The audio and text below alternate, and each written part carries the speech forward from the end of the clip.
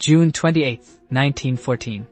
A driver takes one wrong turn down a narrow side street. He hits the brakes, fumbles for reverse, and stalls the car directly in front of the one assassin still standing on that street. 2 shots later, 17 million people are dead in the First World War. 17 million. Because of a wrong turn, and honestly, that's not even the craziest one on today's list. Not even close. Alright, let's get into it. First, for anyone who's never had the butterfly effect explained properly, it's this beautiful, slightly unhinged idea from physics. One butterfly flaps its wings in Brazil. That tiny puff of air nudges the next bit of air, and the next, and the whole thing snowballs until a full-blown tornado is chewing up Texas. And here's the thing about history. The big picture doesn't always get painted by great men with grand visions, or by massive battles that somebody spent years planning. Sometimes the wheel of history gets yanked sideways by something tiny, accidental, and frankly, embarrassingly stupid. So here are the 10 most ridiculous butterfly effect moments that quietly rewrote the entire world. Number 10. One border governor loses his temper. 13th century. The Mongol Empire, run by the most feared cavalry force on the planet. At this point he's busy in the east and honestly not that interested in the west. What he actually wants from the west is boring, peaceful trade. The other side of the deal is the Khwarezmian Empire. Rich, powerful, and sitting right on top of the Silk Road. So he sends a goodwill caravan, 450 merchants and envoys, loaded with silver, silk and jade, just to say hello. But the governor of the border city of Otrar takes one look at all that treasure, decides, with zero evidence, that they're spies, seizes the lot and has the entire caravan killed. One man escapes to carry the news home. Remember that guy, he matters. And here's the part nobody expects. He doesn't invade. He keeps his cool and sends 3 envoys straight to the Shah, asking for compensation and for the governor to be handed over. That's it. That's the whole demand. The Shah's answer? He executes the lead envoy, then shaves the beards off the other 2 and sends them home like that. To a Mongol, that isn't rudeness. That's the worst insult you can hand a man. So, pure greed, pure arrogance, zero foresight, and they used it to poke the single most dangerous sleeping animal on the continent. Bold strategy, and the Khan goes into a rage he has never been in before. He turns the entire Mongol war machine west and erases one of the richest civilizations on Earth off the map. Millions dead. Cities burned to the ground. And they smashed the irrigation canals, which is the quiet detail that really killed the region. You can rebuild a city, but farmland that loses its water never fully comes back. One greedy little man had one bad day at work, and dragged an entire empire into the grave with him. Worst customer service decision in history. Number 9. The little brass key that sank the Titanic. In 1912 the papers could not shut up about this ship. A miracle of engineering. A floating fortress. Practically unsinkable. You know, the kind of thing you say out loud right before the universe hears you. Then comes that night in the middle of the Atlantic, and the conditions are about as cruel as they get. The sea is dead flat, like a sheet of black glass. There's no moon.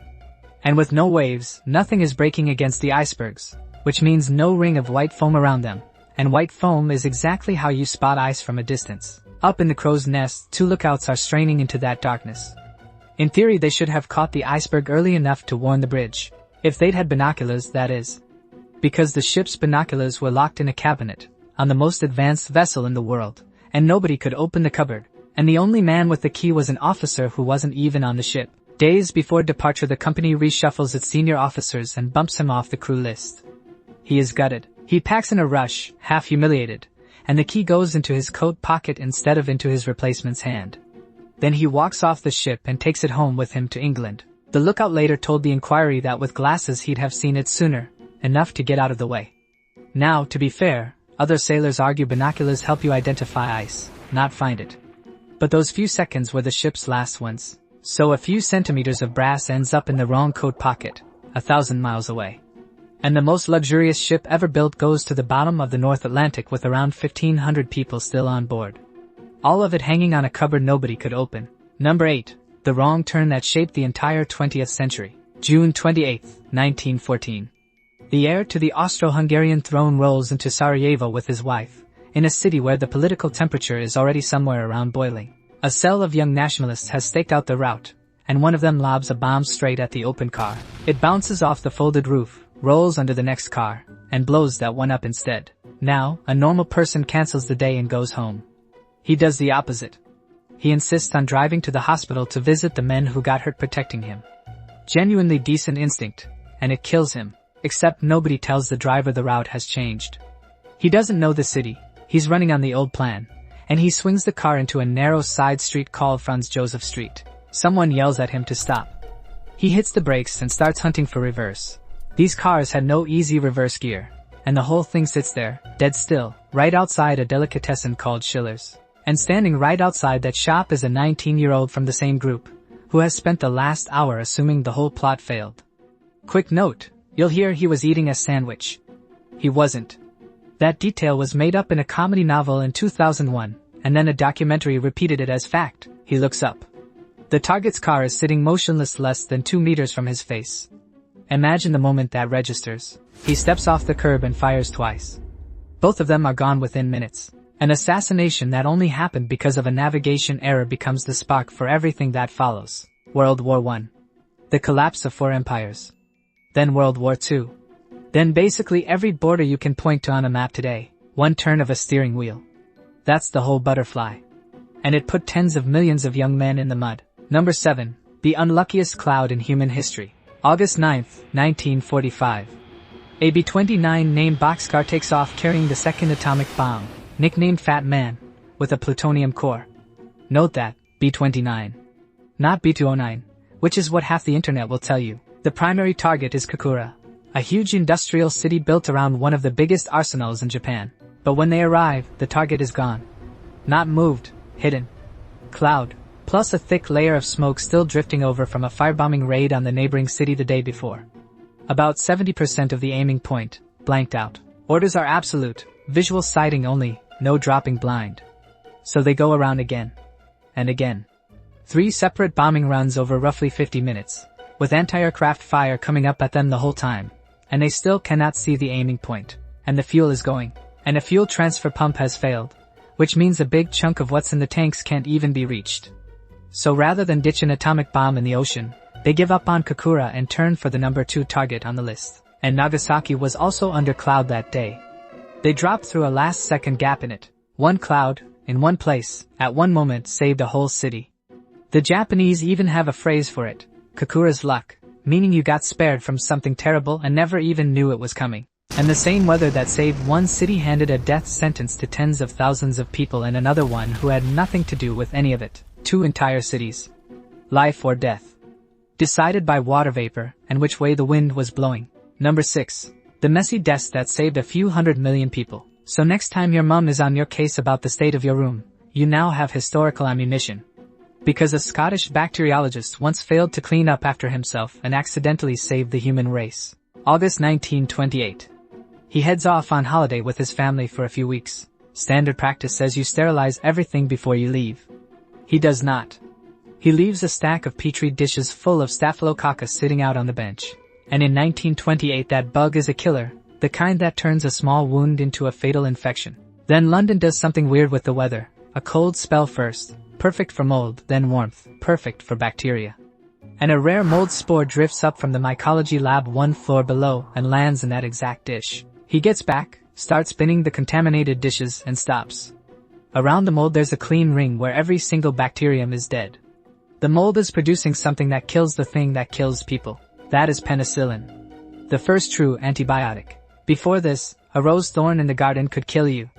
A nick while chopping vegetables could kill you. Perfectly healthy people died of a scratch. And everyone just accepted that as normal. So one lazy scientist, one drifting spore, and the greatest medical breakthrough of the 20th century. Clean your room. Kids, actually no, don't. It saved millions of wounded soldiers in the Second World War, and hundreds of millions of people since.